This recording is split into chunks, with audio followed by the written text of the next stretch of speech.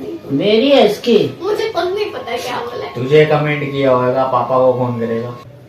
अस्सलाम वालेकुम, कैसे हैं आप सब। उम्मीद करती हूँ कि आप सब ठीक होंगे और मेरी दुआ है अल्लाह ताला से कि हमारे देखने वाले जहाँ कहीं पे भी रहें हमेशा खुशआबाद रहें, आमीन। आज हम आपके सवालों के ऊपर ब्लॉग बनाएंगे क्योंकि आपके हमारे पास इतने सारे कमेंट आते हैं, उसमें बहुत सारे आप लोग हमसे सवाल करते हैं। मुझे तो टाइम नहीं मिलता आपके कमेंट्स पढ़ने का, मैं अक्सर कभी कभी पढ़ती हूँ आप लोगों का कमेंट, लेकिन पापा हमेशा रात को पढ़ते हैं, हर व्लॉग्स में पढ़ते हैं। आप लोगों के कमेंट इतने सारे आए हुए होते हैं, सवाल भी आए हुए होते हैं। पापा मुझे बताते हैं, देखें एक भाई ने हमसे ये सवाल किया है, एक भाई ने हमसे ये सवाल किया है। तो हमने काफी सारे आप लोगों के सवाल निकाले हैं जिनके हम जवाब दे सकते हैं। तो देखते हैं हम आपके कौन कौन से सवालों के जवाब दे पाते हैं। तो आपका सबसे पहला सवाल है, अब्दुल्ला भाई ने हमसे ये सवाल किया है, आपके अब्बू का नाम क्या है।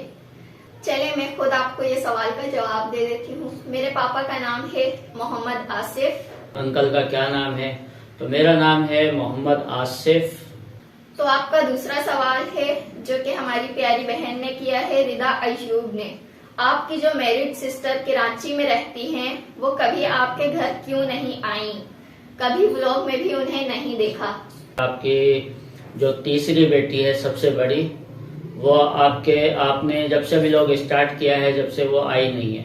हाँ, ये सच है कि वो अभी तक व्लॉग में आई नहीं है। दरअसल अभी हमें व्लॉग स्टार्ट करे हुए ज़्यादा टाइम हुआ नहीं है, और ये है कि अभी उस लड़की की जो है ना तबीयत कुछ सही नहीं है, अगर आप समझ सकें तो। क्योंकि उसको आए हुए भी इस वक्त यहाँ पर 1-1.5 महीना हो चुका है। एक दफ़ा आई थी जब निशा यहाँ पर थी वो, लेकिन वो उस टाइम पर आई थी, लेकिन हम उसको व्लॉग में नहीं ला पाए। इंशाल्लाह जैसे ही वो दोबारा आएगी तो हम उसे व्लॉग में भी लाएंगे और अपने दामाद को भी लाएंगे, और जो है अपने जो नवासे हैं उनको भी लाएंगे। और एक खुशखबरी आपको और सुना दूं कि उसकी दूसरा बेटा हुआ है, जिसकी वजह से वो अभी हमारे यहाँ नहीं आ सकी। तो इंशाल्लाह जैसे ही वो आती हैं तो हम आपको भी उनसे मिलाएंगे। तो आपका तीसरा सवाल ये है, उम्मे हबीबा ने हमसे ये सवाल किया है, मेरा क्वेश्चन है, आप कराची में कौन सी जगह रहते हैं। काफी लोग पूछते हैं कि आप कराची में कौन सी जगह रहते हैं। अब देखें, अगर मैं बिल्कुल सही बताऊं कि मैं कराची में कौन सी जगह, कौन सा इलाका, कौन सा मोहल्ला और घर मकान, अगर मैं इस तरीके से बता दूं तो देखें इसमें छुपाने वाली तो बात है नहीं। अगर मैं ये बिल्कुल ही सही बता दूं कि मैं कहाँ रह रहा हूँ, कहाँ पर रहते हैं, तो यकीन माने हमारे पास जो है ना, हमारे व्यूजरों की, हमारे चाहने वालों की जो है ना, यहाँ पे लाइन लग जाएगी, आना शुरू हो जाएंगे, वो मिलने शुरू हो जाएंगे। लेकिन अच्छी बात है, लेकिन हम अभी थोड़े नए हैं, पुराने हैं नहीं कि हम सबको गाइड कर सकें, सबसे बातें कर सकें।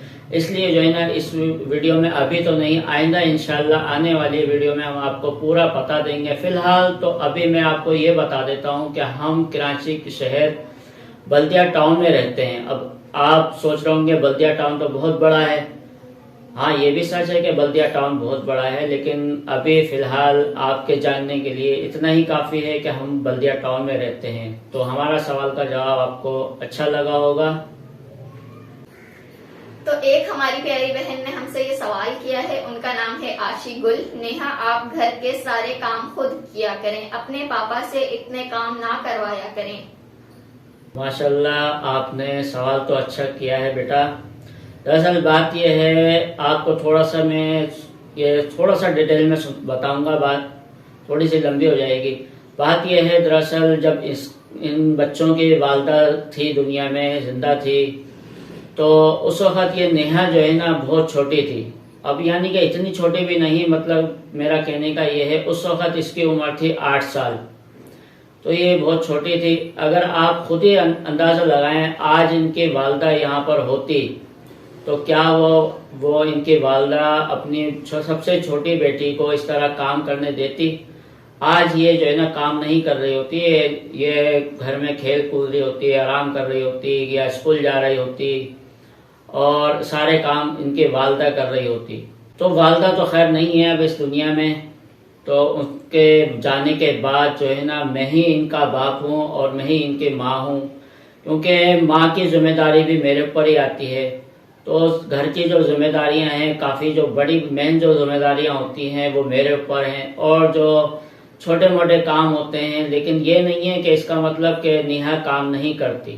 नेहा माशाल्लाह से काफ़ी सारे काम करती है और काफ़ी मेरा हाथ बटाती है नेहा, क्योंकि मैं भी कोशिश करता हूँ कि आधे से ज़्यादा काम मैं करूँ, लेकिन नेहा कोशिश करती है नहीं पापा आराम करें। अगर मैं आराम करूँगा तो फिर सारे काम नेहा को करने पड़ जाएंगे, इसलिए मैं नहीं चाहता कि नेहा सारे काम करे, क्योंकि नेहा मेरे लिए अभी भी उतनी ही छोटी लगती है जितनी जब इसकी माँ इस दुनिया से गई थी। बचपना था ना, वो उस वक्त ही ख़त्म हो गया था जब इनकी माँ इस दुनिया से गई थी। तो यही वजह है कि मैं चाहता हूँ कि सारे काम मैं भी करूँ और नेहा भी करे, दोनों मिल के करें। हमारे अंदर ये नहीं है कि जो है ना सारे काम नेहा करेगी, और नेहा इतनी बड़ी है नहीं। हमारे एक प्यारे भाई ने हमसे ये सवाल किया है, जिनका नाम है मिर्जा वहाब। मंथ हो गया आपके मोनेटाइजेशन को, आपकी इनकम आ गई या नहीं? हाँ, ये सच है कि तकरीबन 1 महीने से ज़्यादा इस वक्त हो चुका है, और हम लोग तो खैर बहुत मेहनत से वीडियोस बना रहे हैं और बनाते रहेंगे। अभी तक हमारी इनकम का कोई अभी पता नहीं है कि कब आएगी कब नहीं आएगी। ना पिछली कोई मंथ आई है, ना अभी तक हमें कोई मिली है, क्योंकि अभी तक तो कुछ पता ही नहीं है कि इनकम हमारी कब शुरू होगी। तो अभी तक हमारी इनकम नहीं आई। आप लोग भी जरूर दुआ कीजिएगा कि हमारी इनकम जल्द ही आ जाए। हम भी अपनी इनकम का इंतजार कर रहे हैं। तो एक कमेंट आया है जिसके ऊपर कोई नाम नहीं है, पता नहीं ये बहन ने किया है या भाई ने किया है। ये कमेंट आया है, आप लोग उर्दू स्पीकिंग हो या पंजाबी? माशाल्लाह, ये सवाल तो खैर अच्छा है। मैं नहीं समझता कि देखें उर्दू हो, पंजाबी हो, सिंधी हो, बलोच हो, पठान हो, कोई भी हो, मैंने बचपन से एक चीज़ देखी है, सुनी है कि पंजाबी, सिंधी, बलोच सब मेरी नज़र में हम हैं सब भाई भाई। जिस तरह से 5 उंगली होती हैं, इस तरीके से ये ज़बानें मेरी नज़र में सब हम एक हैं। तो क्या हम अगर एक दूसरे को ये बोलें कि ये भाई पंजाबी है, वो पठान है? नहीं, मैं सबको एक नज़र से देखता हूँ कि हम सब मुसलमान हैं। हाँ, चलें, ये है कि हम जो हैं असल में उर्दू स्पीकिंग हैं, और उर्दू के अलावा ना हमें पंजाबी आती है, ना पश्तो आती है, ना सिंधी आती है, ना बलोची आती है। कोई सी ज़बान हमें ना आती है ना समझ में आती है। सिर्फ और सिर्फ हम उर्दू आती है हमारे को, तो हमारी ज़बान है उर्दू। तो एक प्यारी बहन ने हमसे ये सवाल किया है, रुकैया पटेल उनका नाम है। नेहा, आपकी अम्मी का इंतकाल कैसे हुआ? आपका सवाल है कि नेहा की अम्मी का इंतकाल कैसे हुआ। मैंने पिछली वीडियो में भी जिक्र किया था और आज फिर मैं जिक्र कर रहा हूँ। नेहा की अम्मी का दरअसल ब्लड प्रेशर हाई रहता था। उन्हें वैसे और कोई बीमारी नहीं थी, अच्छी भली थी, बिल्कुल ठीक ठाक रहती थी। बस अचानक से उनके जो है ना ब्लड प्रेशर की वजह से दिमागी रग में कोई फाल्ट हुआ, जिसकी वजह से उनको अस्पताल जाना पड़ा और 1 आध दिन में उनका इंतकाल हो गया। वो इस दुनिया से रुखसत हो गए। तो यही वजह थी कि उनका ब्लड प्रेशर हाई रहता था, तो जिसकी वजह से आज वो इस दुनिया में नहीं है। अच्छा, एक सवाल जो है ना, तकरीबन हमने जब वीडियो स्टार्ट की थी तो उसके कुछ दिनों के बाद, शायद 10-12 दिनों के बाद, एक ऐसा सवाल और एक ऐसा कमेंट आया था किसी भाई ने या बहन ने, मुझे याद नहीं आ रहा कि किसने किया था, लेकिन कमेंट में मैंने पढ़ा था वो। तो कमेंट में किसी ने इतना कहा था कि नेहा फैमिली व्लॉग, आप लोग जो है ना, आप लोगों का चैनल निशा और फिरोज के चैनल से ऊपर जाएगा। तो माशाल्लाह से आप लोगों की दुआएं, आप लोगों की मोहब्बत है कि आप लोग हमें इतनी मोहब्बत से देखते हैं और हमारे लिए दुआएं करते हैं कि हमारा चैनल ऊपर की तरफ जाए, कामयाबी की तरफ जाए। माशाल्लाह, आप लोगों का बहुत बहुत शुक्रिया। और दूसरी बात ये कहना चाह रहा हूँ, देखें हमारा जो चैनल अगर ऊपर जा रहा है और जितनी भी ऊपर जा रहा है ये अल्लाह ताला की हम पर मेहरबानियां हैं। अल्लाह ताला के बाद अगर मैं शुक्रगुजार होऊंगा तो निशा और फिरोज का, कि उनकी बदौलत ही हमें ये चैनल मिला है और उनकी वजह से ही हमें इस चैनल पर काम करने को मिला। आज जो हम मेहनत कर रहे हैं, जो वीडियोस बना रहे हैं और इस चैनल पर काम कर रहे हैं, तो निशा और फिरोज की वजह से। एक बात मैं ये कहता चलूं, अगर हमारा चैनल की वजह से किसी के चैनल को कोई फर्क पड़ता है तो ये अच्छी बात नहीं होगी। खास तौर पर फिरोज और निशा के चैनल के हवाले से मैं कहना चाह रहा हूँ कि अगर उनका चैनल हमारे चैनल की वजह से ड्रॉप होता है, नीचे की तरफ जाता है, तो ये अच्छी बात नहीं होगी। क्योंकि मैं कभी नहीं चाहूँगा हमारी कामयाबी जो हो रही है और उनकी वजह से, और उनका चैनल हमारी कामयाबी की वजह से नीचे चला जाए।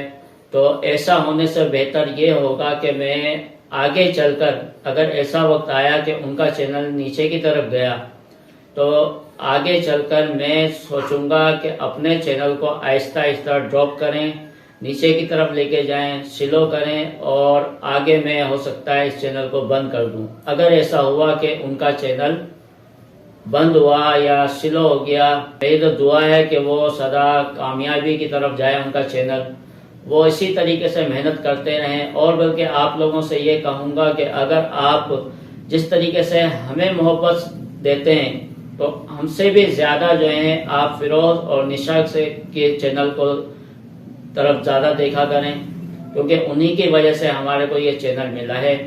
तो मेरी तो दुआ है कि वो सदा खुश और आबाद रहें और उनका चैनल बुलंदियों की तरफ जाए और मज़ीद आगे जाए। तो अभी हमने आपके काफी सारे सवालात के जवाब दे दिए हैं, और बाकी जब भाई आएगा बाकी सवालों के जवाब हम तब देंगे, क्योंकि भाई के साथ हम लोग सवालात के जवाब देंगे आप लोगों को, क्योंकि भाई भी उन सवालों में जरूर होना चाहिए। वो इसलिए कि अदनान यहाँ साथ में होगा। कुछ सवाल ऐसे हैं इन दोनों बच्चों के मुतालिक भी किए गए हैं, इनके बारे में किए गए हैं। अब एक निहा तो यहाँ बैठी हुई है साथ में, अदनान भी जब हमारे साथ होगा तो कुछ सवालात उनके साथ किए जाएंगे, तो हम आपको फिर आगे उनके जवाबात देंगे। अदनान के साथ होगा। अभी भाई काम पे से आ चुका है, अब हम चलते हैं अपने दूसरे सवालों की जानिब। एक बहन ने हमसे ये सवाल किया है, उनका नाम है अक्सर शकील। अदनान की सैलरी कितनी है और वो किस टाइप की जॉब करता है? तो इस सवाल का जवाब अदनान बताओ। हमारा जो काम है ना, वो काम है कि बाहर मुल्कों से ना हमारे गोदाम पे कारखाने में माल उतरता है, तो उस माल में टीवी भी होते हैं और स्पीकर वगैरह, डेक, काफ़ी सारी चीज़ें होती हैं। तो इनके अंदर कार्ड वगैरह, सर्किट, चार्जिंग वाले सेल, तो ये काफ़ी सारी चीज़ें होती हैं। तो इसमें से हम लोग ख़राब चीज़ अलग कर देते हैं, और जो चलने वाली होती है, मतलब कि दोबारा इस्तेमाल हो सकती है, वो चीज़ हम लोग साइड पे कर लेते हैं। तो और जो मेरी सैलरी है, वो मेरी सैलरी है 20,000 रुपये। एक भाई ने हमसे ये सवाल किया है, अदनान की शादी कब कर रहे हो और आपकी अपनी शादी कब है? तो सवाल तो माशाल्लाह आपने बहुत अच्छा किया है। दरअसल बात यह है, अभी इन बच्चों की उम्र इतनी नहीं हुई है कि शादी जल्दी करें इनकी। हाँ, अदनान की उम्र तकरीबन आहिस्ता आहिस्ता होते जा रही है शादी के लायक। जैसे ही माशाल्लाह अल्लाह ने चाहा तो बहुत जल्द हम कोशिश करेंगे इसके लिए कोई मुनासिब सा रिश्ता मिल जाए तो देखेंगे। तकरीबन 3 या 4 साल तो अदनान की शादी में लगेंगे। तो जैसे ही कोई रिश्ता मिलता है तो देखते हैं फिर। और रहा नेहा के शादी का, तो जब तक के अदनान की नहीं हो जाती, चाहे अदनान की 3 साल में हो या 4 साल में हो, तो उसके तकरीबन 3-4 साल के बाद, यानी कि तकरीबन 7-8 साल तो नेहा की शादी पे लगेंगे। उसके बाद ही हम नेहा के बारे में सोचेंगे कि इसकी शादी कब होगी। तो एक हमारे प्यारे भाई ने हमसे ये सवाल किया है, अस्सलाम वालेकुम नेहा, आप और आपका भाई कितने स्कूल पढ़े हुए हो, कौन सी क्लास तक पढ़ा है? इसका जवाब ज़्यादा लंबा भी नहीं है, मुख्तसर सा जवाब है। ये दोनों काफ़ी छोटे थे जब इन दोनों ने पढ़ाई छोड़ दी थी। अदनान ने पढ़ी है 8 क्लास और नेहा ने पढ़ी है 5 क्लास। ये कुछ घर के वजूहात की वजह से, कुछ टेंशन या कह लो या परेशानी कह लो, तो जिसकी वजह से ये आगे पढ़ाई नहीं कर सके।